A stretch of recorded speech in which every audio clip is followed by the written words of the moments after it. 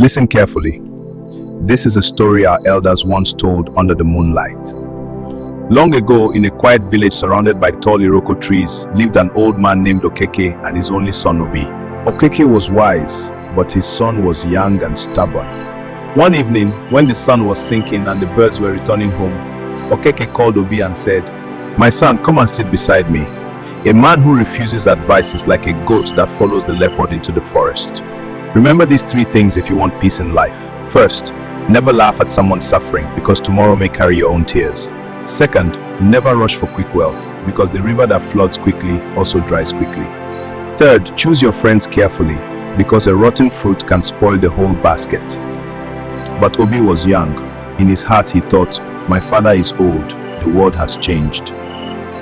Not long after, Okeke died. Obi forgot his father's words. The whole village gathered to mourn him. Women cried loudly, men shook their heads and spoke of his wisdom. Obi stood beside his father's grave, but in his heart he believed he no longer needed anyone's guidance. After the mourning period ended, Obi decided to start his own business. He sold the goats his father left behind and used the money to open a small palm oil trading shop in the village market.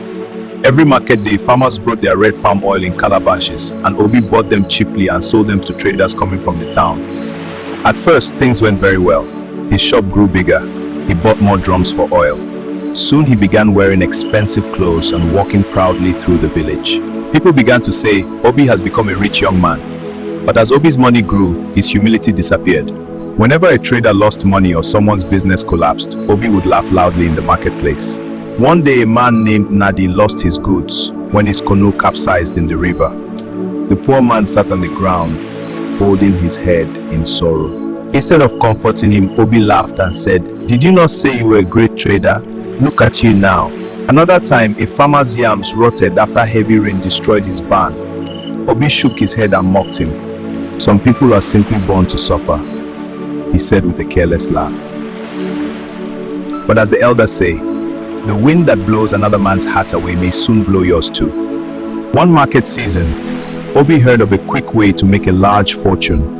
A group of traveling traders came from the city and told him about a big palm oil shipment that would bring double profit in just a few weeks. They said, "Put all your money into it. You will become richer than every trader in this village." The words sounded sweet to Obi. He remembered his father's warning about quick wealth, but he pushed the thought away. Greed closed his ears. Obi sold almost everything he owned. His extra oil drums, his goats, and even borrowed money from other traders and invested everything into the deal. For some days he walked around proudly, already dreaming of becoming the richest young man in Umwagu. But then the news arrived. The traders who organized the deal had disappeared. The shipment never existed. The money was gone. Every kobo Obi had worked for vanished like smoke in the wind. His shop became empty. His house became quiet. But Obi had friends, or so he thought. During the time he was rich, many young men followed him everywhere. They drank with him, praised him, and called him Chief Obi. These were the same friends that encouraged him to join the quick money deal. But when the money disappeared and creditors came knocking at his door, those friends began to vanish one by one. When Obi went to their houses asking for help, they made excuses. One said, "I am traveling tomorrow." Another said, "I have my own problems." Another even pretended not to be at home. The same voices that once shouted his name in celebration were now silent. One evening, tired and broken, Obi walked slowly to the Iroko tree near his father's grave. The wind was calm and the village was quiet.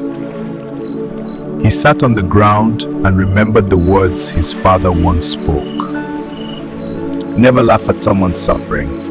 Never rush for quick wealth, and choose your friends carefully. Tears rolled down Obi's face as he whispered softly, "Father, now I understand." He realized something that night. The people he mocked had lost their wealth, but not their dignity. He had lost both. From that day, Obi changed. He started again, this time slowly and honestly. He treated people with kindness. He chose better friends. But Obi never forgot the lesson life had taught him. He learned that a father's wisdom may sound small until the day you need it the most. Moral of the story: the advice of elders is like a walking stick. You may think you do not need it while the road is smooth, but when the road becomes rough, you will wish you had carried it.